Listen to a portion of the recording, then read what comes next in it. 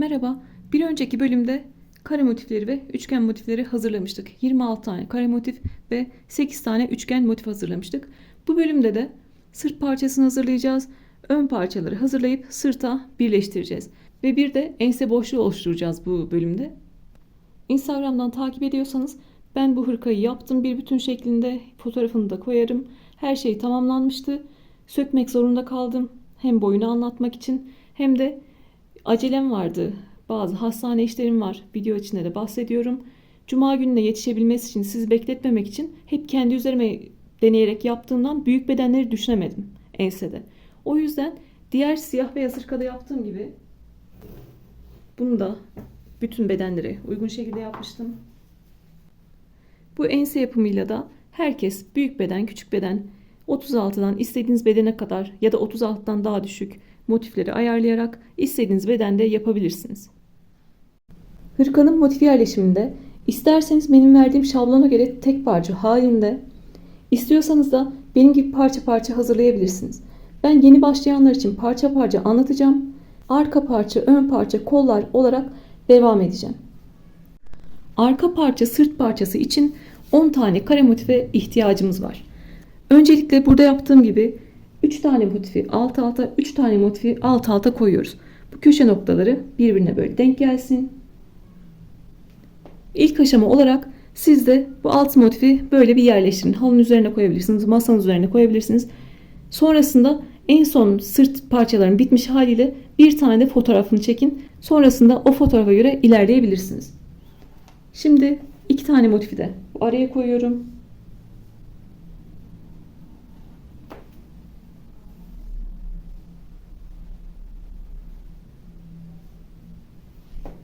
Sonra bu köşeler birleşecek. Şimdi sadece motif yerleşimine bakın lütfen. 8 tane motif yerleştirdik. Sırt için 2 tane motifimiz kaldı. İkisini de böyle yerleştiriyorum. Bu şekilde bir ekran görüntüsü alın lütfen. Ona bakarak sonrasında birleştirmeyi kolayca yapabileceksiniz. Öncelikle bu yerleştirdiğim şeklinde sırt motiflerini birleştirmeye başlıyoruz. Ben motifte önce boyuna, sonra enine birleştirmeye başlıyorum. Boyuna birleştirmeye burada başlıyorum.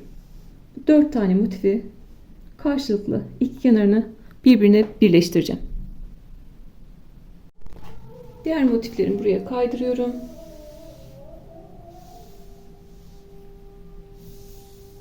Öncelikle bu 4 motifi birleştirmekle başlıyoruz. Şöyle döndürüyorum. Bunları da ayırıyorum. Önce bu ikisini birleştireceğim. Sonra bu ikisini birleştireceğim. Kaydırma tekniğiyle birleştiriyorum. Siz isterseniz dikerek de birleştirebilirsiniz. Bir zincirle bir ilmek yaptım. Yine 2.75 milim tığla devam ediyorum.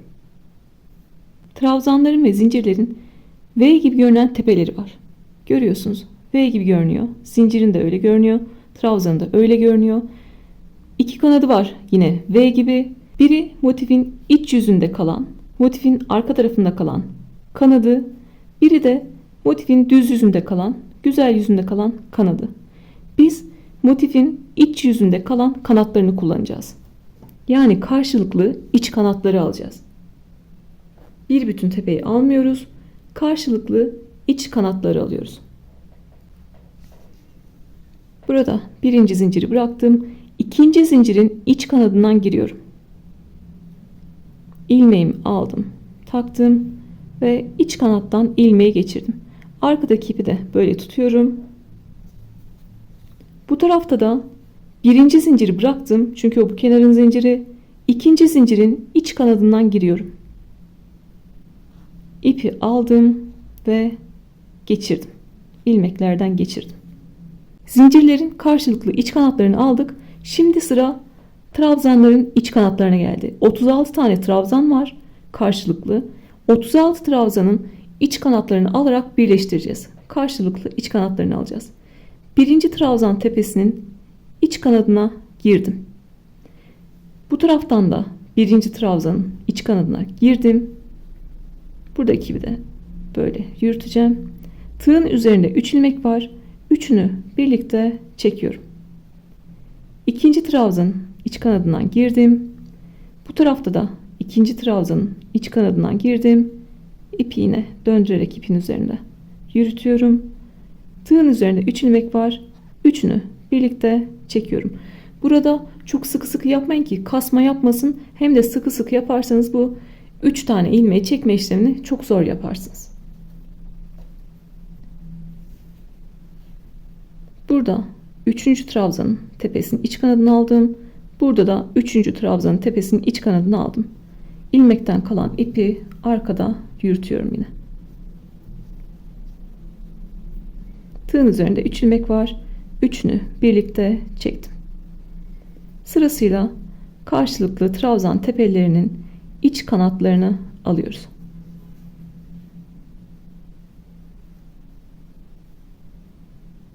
Beşincileri aldım. 5. trabzan iç kanadını aldım. Karşılıklı ve kaydırdım.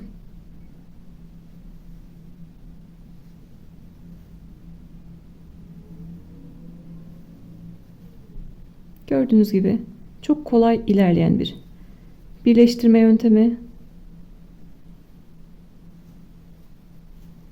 Görünümü de bu şekilde. Sıra sonuna kadar karşılıklı trabzanların iç kanatlarını alarak birleştiriyoruz.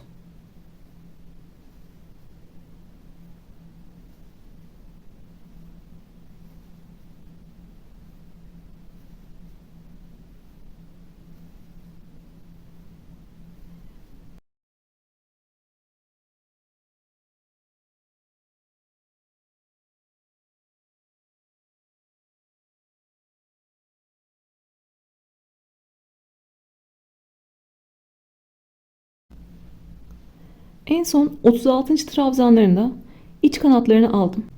Yani baştan sona eşit şekilde devam etmişim. Herhangi bir kaydırma yapmamışım. Tüm trabzan tepeleri aynı şekilde karşılıklı denk geldi. 2 tane zincirim kaldı. İlkinin iç kanadını aldım. Bu tarafta da ilkinin iç kanadını aldım ve kaydırdım. İkincileri ellemiyorum. Çünkü onlar bu kenarların zinciri. 2 tane motifi karşılıklı birleştirdik. Şimdi bir üst sıradaki motiflere geçiyoruz. Birleştirme tekniği değişmiyor aslında. Burada da yine ikinci zincirin iç kanadını, burada da ikinci zincirin iç kanadını alıyorum. Birincileri almıyorum ki onlar buraların kenarı.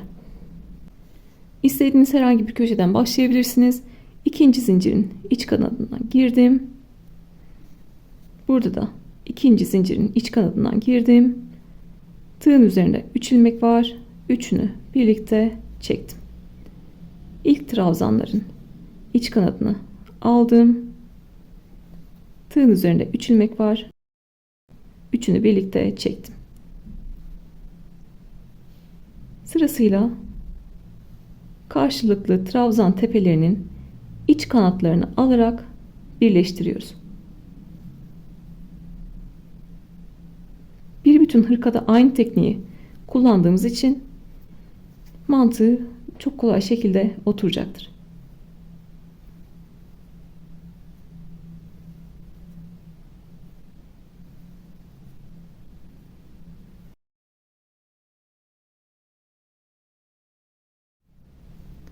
Son trabzanların da iç kanadını aldım. Trabzandan sonraki zincire geldim. Karşılıklı iç kanatlarını alarak birleştiriyorum. Artık sıra sonundayım. Sıra sonunda bir zincir çekiyorum. İpimi yeteri kadar uzatıp kesiyorum. En son onları gizleyeceğiz. Bu şekilde motifimizi buradan buraya birleştirmiş olduk. Önce motifleri bu şekilde birleştireceğim, tüm motifleri. Sonra onlar bittikten sonra artık bu tarafa doğru birleştirmeye başlayacağım. Sırt motiflerimizin yerleşimi böyleydi. Burayı birleştirdik. Artık bu şekilde birleştiriyoruz. Karşılıklı iki kenar, karşılıklı iki kenar ve karşılıklı iki kenarı birleştiriyoruz. Sırasıyla devam edeceğiz. Önüme öncelikle şu iki motifi alıyorum. bunları birleştireceğim. Sonra şu iki motife geçeceğim. Burayı birleştirmiştik. Buradan birleştirmeye başlıyorum artık yukarı doğru. Aynı birleştirme mantığıyla bu iki motifi de birleştiriyorum. Bir zincirle bir ilmek oluşturdum. Burada birinci zinciri bıraktım. İkinci zincirin iç kanadından giriyorum. Burada ipimi tuttum. Bu tarafta da ikinci zincirin iç kanadından girdim ve ipimi geçirdim. Sırasıyla artık birinci trabzanlardan başlıyorum birleştirmeye. Birinci trabzanın iç kanadı, bu tarafta da birinci trabzanın iç kanadı. İlmekten kalan ipimi şöyle üzerinden geçirdim. Onu da giderken gizliyorum. İkinci trabzanın iç kanadı, ikinci trabzanın iç kanadı. Tığın üzerinde 3 ilmek var. Üçünü birlikte çektim. Birleştirme tekniğimizde değişen bir şey yok. Sıra sonuna kadar karşılıklı trabzanların ve zincirlerin iç kanadını alarak devam ediyorum.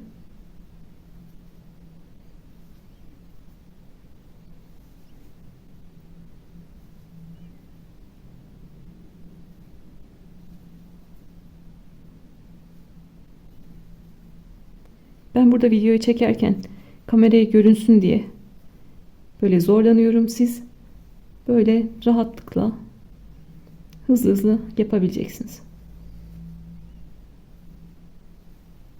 Yine son trabzanların iç kanadını aldım. Trabzanlardan sonraki zincirlerinde karşılıklı iç kanadını alıyorum ve bu kenarı bitirdim. Sonrasındaki zincirlere dokunmuyoruz. Onlar bu kenarın zincirleri. İki motif böyle birleştirdik. Şimdi buradaki iki motife geçiyoruz. Burayı birleştirmiştik zaten. Buradaki iki motife geçiyoruz. Tüm motifleri birleştirdiğimizde arka parça olarak, sırt parçası olarak birleşmiş olacak artık. İkinci zincirin iç kanadından girdim. İkinci zincirin iç kanadından girdim ve karşılıklı kaydırdım. Burada da sıra sonuna kadar karşılıklı kaydırmalarla devam ediyorum.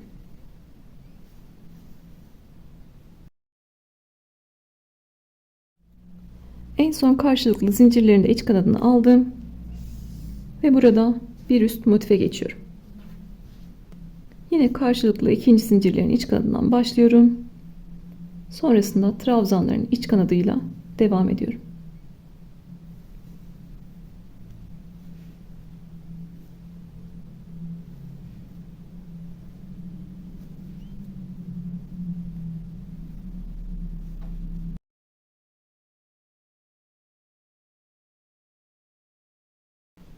Motif yerleşimimiz bu şekildeydi. Buradan birleştirmeye başladık. Sonrasında burayı birleştirdik. İpi burada bırakıyorum, kesmiyorum. Buradan yukarı doğru birleştirmeye devam edeceğim sonra. Şimdi başka bir yumak alıp, başka bir ip alıp bu aradaki boşlukları dolduracağız artık. Bu aradaki boşlukları birleştireceğiz. Siz aynı iple devam edecekseniz burada bir zincir çekerek ipi yeteri kadar uzatırsınız ve kesersiniz. Buradan tekrar birleştirmeye başlarsınız. Bir zincirle bir ilmek oluşturuyorum. Sonrasında sağdaki motifin ikinci zincirinden giriyorum. İpi burada tuttum. Soldaki motifin ikinci zincirinden girdim ve kaydırdım. Sırasıyla trabzan tepelerinin iç kanatlarıyla devam ediyorum.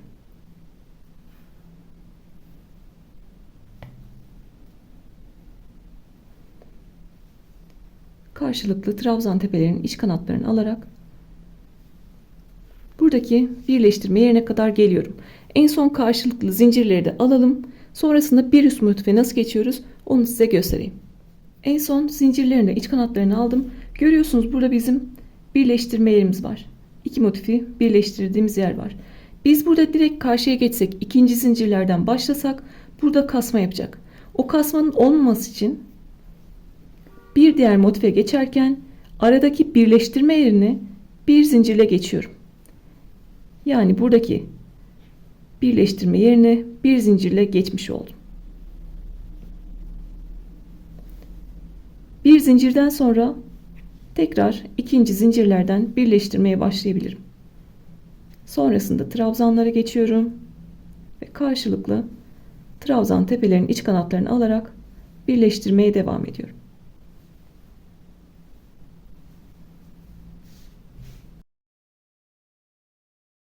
Bunu Söğüt hırkada da yaptık bu birleştirmeyi. Afrika menekşesi hırkada da yaptık biliyorsunuz. Bir diğer motife geçerken aradaki birleştirme yerini bir zincirle geçiyoruz. Sonrasında birleştirmeyi aynı teknikle devam ettik. Yine son zincirleri de karşılıklı alalım. Bir diğer motife tekrar beraber geçelim. Zincirleri de karşılıklı aldım. Yine birleştirme yerine geldim. Birleştirme yerine bir zincirle geçiyorum.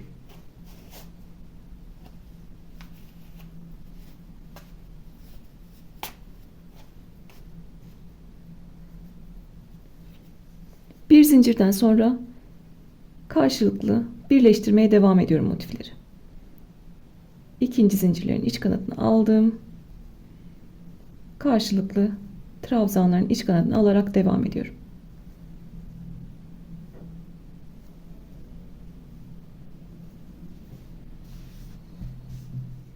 Sıra sonuna kadar devam ediyorum. Bir zincir çekip ipimi koparıyorum. En son zincirleri de aldım. Bir zincir çekiyorum ve ipimi kesiyorum. Bu 3 tane motifi karşılıklı yerleştirdik. Şimdi buradaki 2 motifi karşılıklı yerleştireceğiz. Burada da yine ilmek yaparak başlıyoruz. İkinci zincirlerin iç kanadından başladık. Trabzanları da aldık. En son burada zincirlerin iç kanatlarını aldık. Bir diğer motife geçerken bir zincir çekiyoruz ve birleştirmeye devam ediyoruz. Yine sıra sonuna gelelim ve sıra sonunda ipimizi keselim. Bu iki motifi de birleştirelim. Sonrasında omuzlardaki motife geçelim artık. Motiflerimizi de böylece birleştirmiş olduk. En son bir zincir çekip ipini kestim. Şimdi sıra buradaki omuz motiflerini eklemede. Ense boşluğu da oluşturarak omuzdaki motifleri yerleştireceğiz. Bu benim sırtın bu bölümünün, ense bölümünün ikinci çekişim. Birinci de V şeklinde sanki 4 motifli hırkalarda yaptığım gibi enseyi yapmıştım. Onu sonra hep kendi üstüme denediğim için bir sıkıntı olmadığını düşündüm ama hırkayı bitirdim. En sonunda büyük bedenlerin orada boyunda kasma yapacağını gördüm ve burada açıklık oluşturmaya karar verdim. Yine 36'dan istediğiniz bedene kadar büyüklükte yapabilirsiniz. Ense hepimize uygun şekilde olacak artık. Omurgamla ilgili bir sağlık sorunum vardı. Onunla ilgili tedaviye başlamam gerekiyor. O yüzden o ara belki örgü örmeyin derler diye ben de mozaik hırkayı hemen yetiştirmek istedim. Bu ense detayını büyük bedenlerde atlamış oldum. Kusura bakmayın, burayı tekrar yine hepimize uygun olacak şekilde ense boşluğu oluşturacak şekilde yapıyorum. İpimiz burada kalmıştı. Koparmadan yukarı doğru birleştirmeye devam ediyorum. Sağdaki motifte ikinci zincirin içine girdim iç kanadına, soldakine de ikinci zincirin iç kanadına girdim. Birleştirmeye başlıyorum. Trabzanlarla birleştirmeye devam ediyorum. Soldaki motifimde tüm trabzan tepelerini ve zincir tepelerini kullanacağım. Ama sağdakinde aynı yere kaydırmalar yaparak sıra sonunda bir açıklık elde edeceğim. Ense boşluğu elde edeceğim.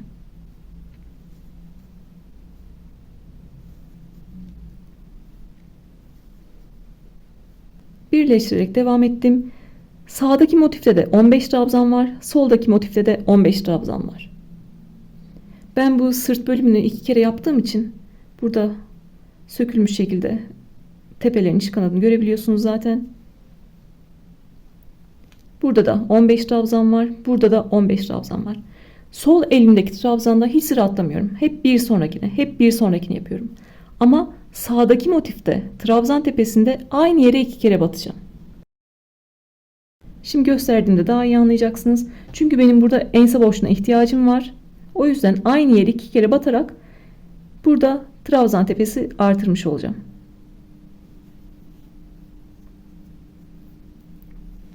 Bakın, sağdakine bir kere girdim trabzanın iç kanadına, soldakine de girdim, kaydırdım. Sağdakine aynı yere tekrar batıyorum ama soldakinde ilerliyorum. Soldakinde aynı yere batmak yok. Bir sonrakine batıyorum hep. 2 kere battıktan sonra bir sonrakine geldim. Kaydırdım. Aynı yere tekrar battım. Solda bir sonrakiyle devam ettim. Solda aynı yere batmak yok. Sağda sadece aynı trabzan tepesine 2 kere batıyoruz. Birinciyi battım. İkinciyi battım. Bir sonrakine birinciyi battım. İkinciyi battım. Solda aynı yere batmak yok. Hep bir sonrakine devam ediyoruz. Bakın boyu değişmeye başladı zaten. Burada trabzan tepesi artıracağız ki ense boşluğumuzu oluşturabilelim.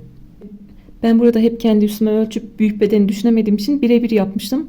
Ense boşluğu oluşturduğumuzda hepimiz giyebileceğiz. Tekrar buradakine geldim. Soldakine kaydırdım. Aynı yere battım. Solda bir sonrakine kaydırdım.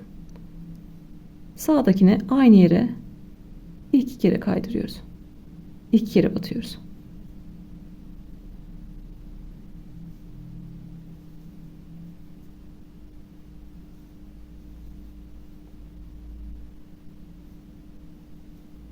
Aynı kaydırmalarda olduğu gibi sıkı sıkı yapmıyorum.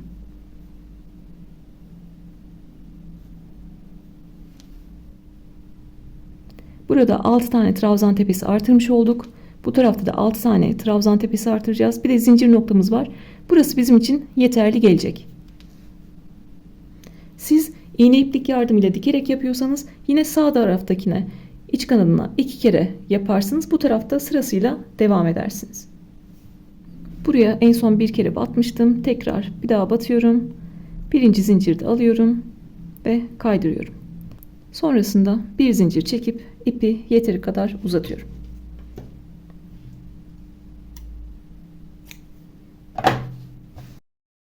Burayı üçlü trabzan, ikili trabzan, tek trabzan ve zincirlerle boyunu eşitleyeceğim. Düzgün bir ense oluşmuş olacak. Burayı sıkı sıkı yapmadıysanız zaten bir kasma olmayacaktır ama eğer kasma olduysa böyle kaydırmaların tepesini açarak orayı düzenleyebilirsiniz. Şimdi buradaki son kalan motifimizi ekleyeceğiz. Yine buradan başlıyoruz birleştirmeye. 15 tane sağda, 15 tane solda kalsın. Yine bir tarafa çift, bir tarafa tek batarak buradaki ense boşluğumuzu oluşturmuş olacağız. Sağdakinin ikinci zincirinden girdim. Soldakinin de ikinci zincirinden giriyorum. Ve kaydırmalarla devam ediyorum. Sağda 15, solda 15 tane trabzan kalana kadar kaydırmalarla devam edelim.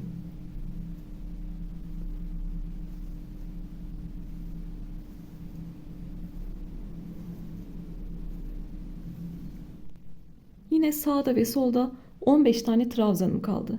Benim trabzan artırmak istediğim, fazladan trabzan bırakmak istediğim taraf bu sefer solda kaldığı için soldakine 2 kere batıyorum. Burada sırasıyla devam ediyorum. Burada soldakine 2 kere batıyorum. Şimdi yine gösterdiğimde daha iyi anlayacaksınız. Bu sefer de soldakine 2 kere batıyorum. Sağdakinde sırasıyla devam ediyorum. Buradan bir tane aldım, buradan bir tane aldım. Sağdakinde bir sonrakine geçtim. Soldakinde aynı yere batıyorum. Sağdakinde bir sonrakine battım. Buraya 2 kere battığım için burada da bir sonrakine geçtim. Ve aynı yere 2 kere battım. Sağdakine sırasıyla solda aynı trabzanın iç kanadına 2 kere batıyorum. Yine bu şekilde trabzan artırmış olacağız.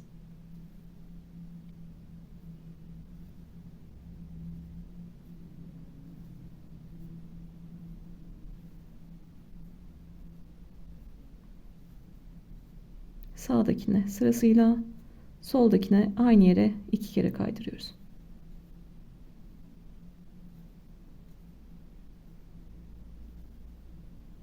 En son birinci zincirde aldım ve soldaki aynı yere kaydırdım. İkinci kaydırmamı da yapmış oldum.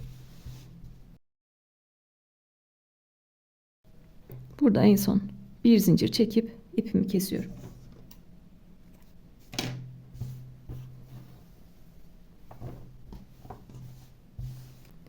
Instagram'da hırkanın bitmiş halini göstermiştim. Bitmiş bir hırkayı söktüm ve ense boşluğu oluşturarak tekrar yaptım. Gördüğünüz gibi. O zaman küçük bedenler kullanabilecekti sadece. Şimdi 36'dan istediğiniz büyüklük bedene kadar herkes kullanabilir. Burada da yine aynı şekilde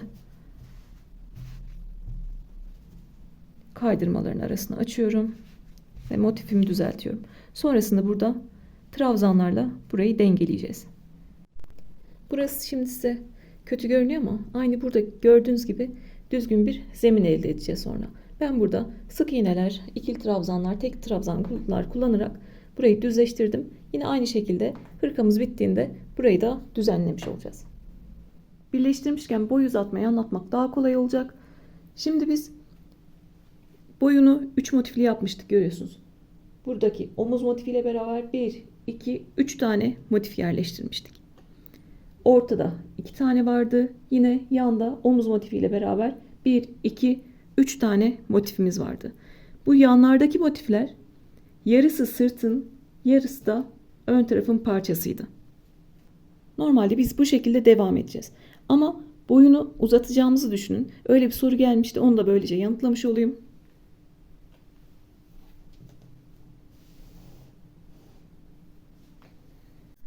Size şablon vermiştim.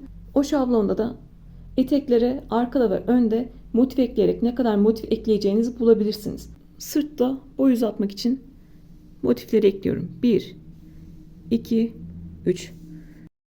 Buradaki parçaların, motiflerin biliyorsunuz yarısı sırt parçası, yarısı ön parça. Yine bu tarafta da aynı şekilde bu motifleri katladık. Buraya motiflerimi koydum. Sonrasında yine yanlara motif ekliyorum. Bu şekilde motif ekliyorum. Yarısı ön parça olacak, yarısı arka parça olacak. İki tarafa tekrar motif ekliyorum. O şekilde bu uzatmasını yapabilirsiniz. Bizim kendi yapacağımız hırka böyle. Yanlarını kıvırdım böyle, bunlar çünkü ön motifin parçaları. Burada boy uzatmasını nasıl yapacağız? Öncelikle ön parçalarımı ekliyorum.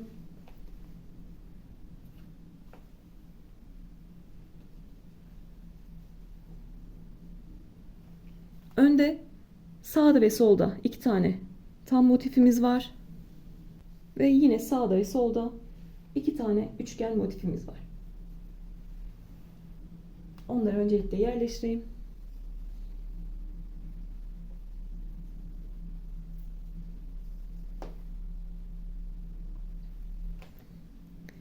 Bizim bu videoda birleştirme şeklimiz bu şekilde olacak.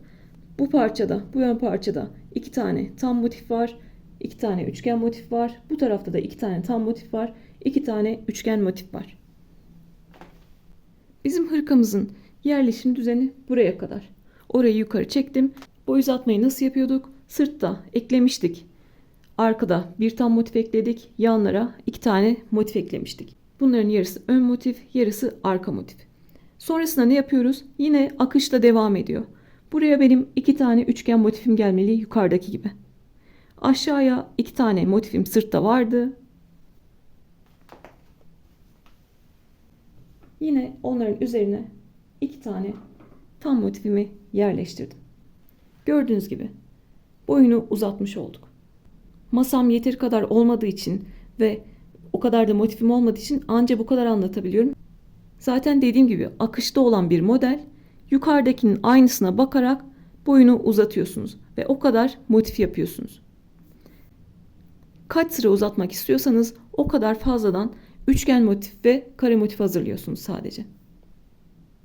Şimdi kendi hırkamıza gelirsek tekrar yerleştirmek istiyorum. Motifleri buradan aldım.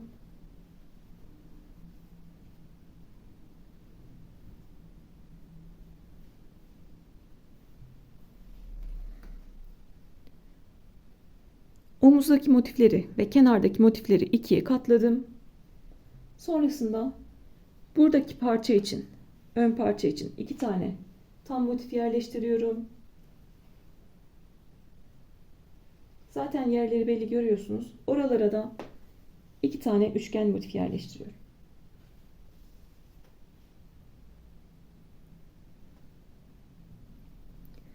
tarafta da yerleri belli. 2 tane tam motif yerleştiriyorum. Ve 2 tane üçgen motif yerleştiriyorum.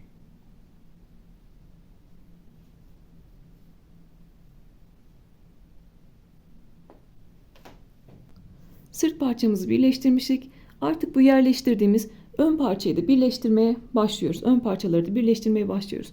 Etek kısmından başlıyorum. Bu şekilde. Buraya kadar geldim. Sonrasında böyle devam ediyorum. Enseye kadar örüyorum. Sonra enseyi de düzelttikten sonra biliyorsunuz ensede üçgen bir form olmuştu. Bu şekilde. Sonrasında aşağı doğru devam ediyorum. Aynı şekilde birleştirmeye. Burada artık ipimi kesiyorum. Sonrasında sadece bu iki motif kalıyor. Burada ve burada. Bu karşılıklı motifler kalıyor. Bunları da birleştiriyorum. Ve ön parçaları sırta eklemiş oluyorum. Bu taraftan birleştirmeye başlıyorum. Böyle birleştirerek enseye kadar devam edeceğim. Hırkayı kendime doğru çevirdim. Birleştirebilmek için bir tane ilmek yapıyorum. Ve yine birleştirmeye başlıyorum. Sağdaki motifte ikinci zincirin içine girdim iç kanadına ve ipi tuttum. Bu tarafta da ikinci zincirin iç kanadına geldim ve kaydırdım. Sırasıyla trabzanlarla birleştirmeye devam ediyorum.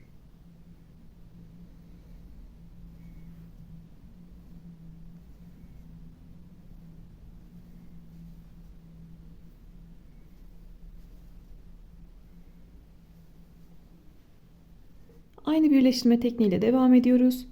Bu iki motifi birleştirelim. Sonra bu iki motifi birleştirelim. Ve burada tekrar burayı örmeye başlayalım. Burayı birlikte örmeye başlayalım. Ben böyle birleştirmeye devam ediyorum. Buradan birleştirmeye başladım. Buraya kadar geldim. Burada köşede 2 zincirlik boşluğum var. Orayı 2 sık iğne ile geçiyorum.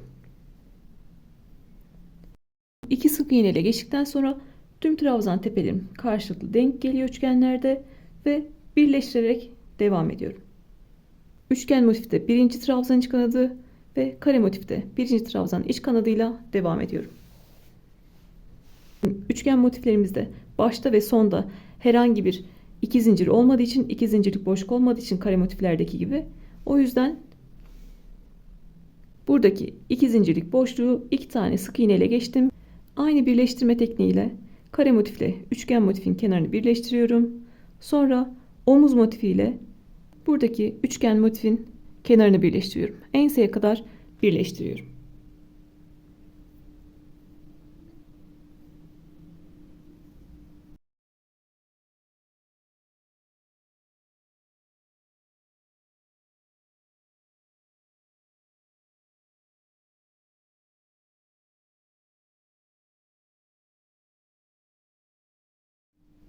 Böyle devam ettik ve motifleri birleştirdik. Şimdi enseye geldim.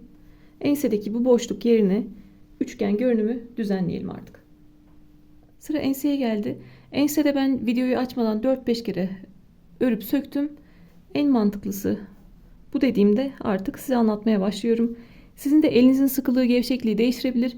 Benim üçlü trabzan yaptığım yere dörtlü trabzan da yapabilirsiniz, ikili trabzan da yapabilirsiniz. Elimizin sıkılığı, gevşekliği bu noktada çıkartacağımız trabzan sayısında da uzunluklarda da değişecektir. O yüzden siz burayı sıfırlayacak kadar yapıyorsunuz. Mesela buraya sık iğne batıyorsunuz. Buraya tek trabzan, buraya ikili trabzan gibi. Boyların hepsini eşitlemeye çalışıyoruz. Şimdi yaptığımda daha anlaşılır olacak. Önce birleştirme yerine geliyorum. İki motifin birleşme yerine geliyorum. Bir tane sık iğne yapıyorum. 6 tane trabzan artırmıştık biliyorsunuz ensede. Birinciye geliyorum, tığın başına doladım. Birinciye geldim, bir tane üçlü trabzan yapıyorum. Tığın üzerinde 3 ilmek var. İlkini tek, ikisini birlikte, ikisini birlikte çıktım. Burası benim en çukur noktam. O yüzden buradan üçlü trabzanla başladım. Sonrasında ikili trabzan, tekli trabzan, sık iğne olarak devam edeceğim. Bir sonrakine ikili trabzan yaptım. Bir sonrakine tek trabzan yaptım. Sonrasında 3 tane sık iğne yapıyorum sırasıyla. Gördüğünüz gibi. Burada düzgün bir zemin elde etmeye çalışıyoruz.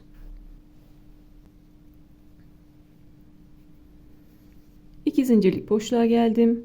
Burası en tepe olduğu için sık iğne de yapmıyorum. Burada kaydırıyorum. Kaydırdım. Herhangi bir yükseklik olmasını istemiyorum. Ve bir kere daha kaydırdım. Tekrar etmek istiyorum burayı. Birleştirme yerine bir tane sık iğne yaptım. 6 tane trabzanımız vardı. Ensede artırdığımız. Üçlü trabzan, ikili trabzan, tekli trabzan ve yan yana 3 tane sık iğne yaptım. Bu sizde değişebilir. Elinizin sıkılığı şekli, buradaki çukur noktası sizde daha büyük olmuş olabilir. Buraya dörtlü trabzanla başlarsınız. Ya da çukuru büyük olmamıştır. İkili trabzanla başlarsınız. Ben nasıl videoya başlamadan 4-5 kere örüp söktüm. Siz de yapın. En fazla hangisi içinize siniyorsa o şekilde devam edin. Şimdi bu tarafta ne yaptıysam burada da aynısını yapıyorum. Burada da 6 tane trabzanım kaldı. Aynı buradan başlayarak, bu sırayla başlayarak sık iğne, tek trabzan, ikili trabzan, üçlü trabzan olarak devam ediyorum.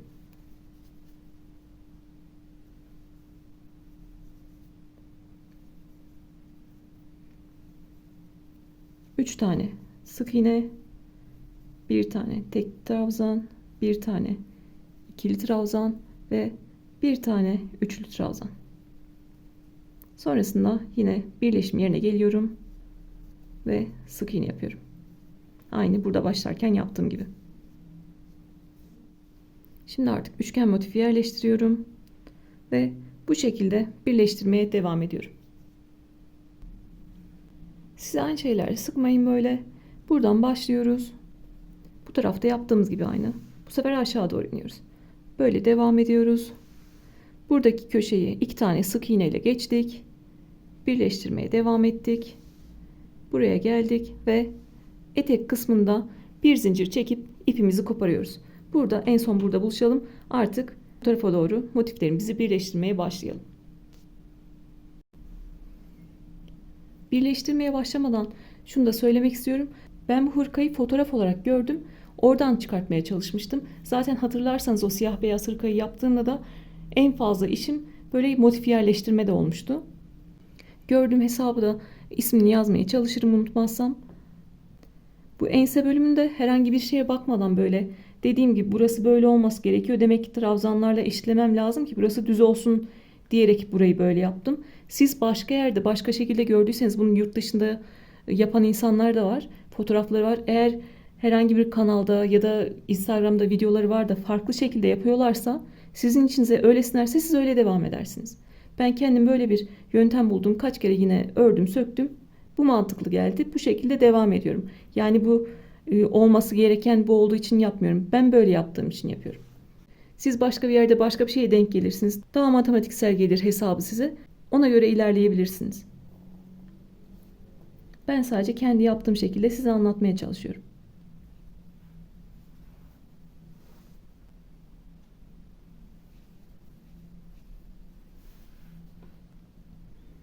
Buradaki zinciri kaydırmayla geçiyorum. Çünkü köşede herhangi bir zincir yok. Karşılıklı birinci trabzanların iç kanalıyla başlıyorum. En son dediğim gibi etek kısmında ipimizi kopartalım ve bu şekilde birleştirmeye başlayalım. Buraya kadar birleştirdim ve ipi kestim. Artık bu ortadaki boşlukları kapatmak istiyorum. Onun için de buradan koltuk altından başlıyorum. Aşağı kadar devam ediyorum. Oradan da gelebilirdik ama benim görüyorsunuz birleştirme yönüm bu tarafta. Böyle bir düzgün bir akış olsun diye buradan aşağı birleştiriyorum. Buradan aşağı birleştiriyorum. Burada bir motiften diğer motife geçerken ne yapıyoruz? Arada bir tane zincir çekiyoruz. Birleştirme yerine bir zincirle geçiyoruz. Artık iki taraftaki boşlukları da doldurayım. Sonrasında artık kol yapımı ve kolları birleştirme var.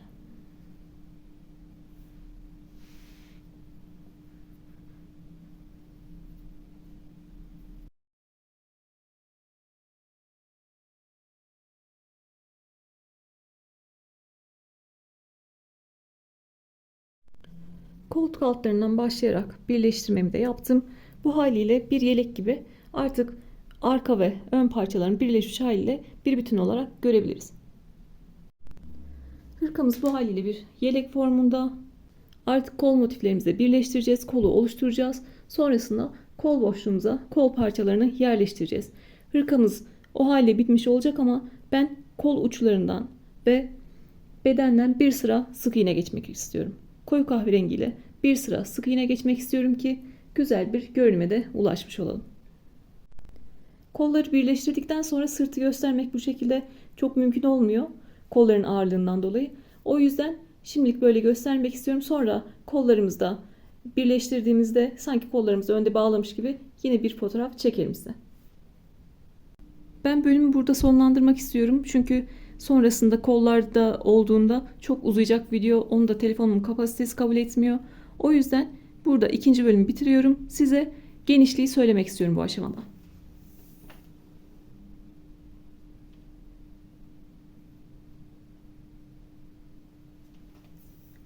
Biliyorsunuz benim motiflerimin ölçüsü köşeden köşeye 24 santimdi. Köşeden köşeye 24 santimdi. Ve bedenimizi ölçerken 2 tane motifi köşeden köşeye koyuyorduk ve buradan buraya ölçüyorduk. Şimdi birleştirmelerle beraber benim köşeden köşeye ölçüm 50 santim olmuş oldu. Yani birleştirmeyle beraber 1-2 santim daha beden genişliğine ulaşmış olduk. Bu aşamada yine boyu da 64 santim. Kollarda herhangi bir şey yapmıyoruz. Kollar zaten yeterli büyüklükte. Diyelim ki siz böyle çalıştığınız hırkayı aynı bu büyüklükte yapmak istediniz. Diğer hırkalarda da söylüyorum. İstediğiniz boya gelmemiş olabilir. Üzerinize giydiğinizde istediğiniz boyda kalmış olmayabilir.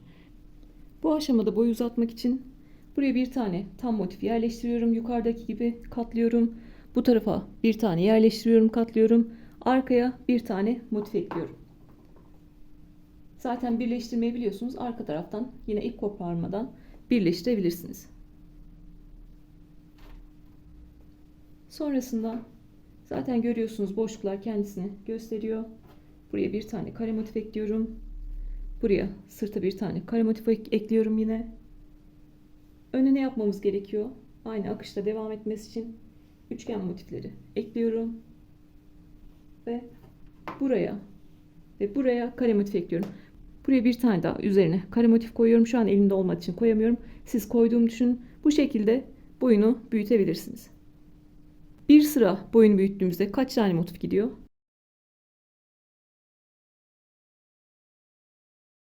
Videonun içerisinde yine boy uzatmayı anlatmaya çalışmıştım. Şimdi tekrar üzerinden geçtim.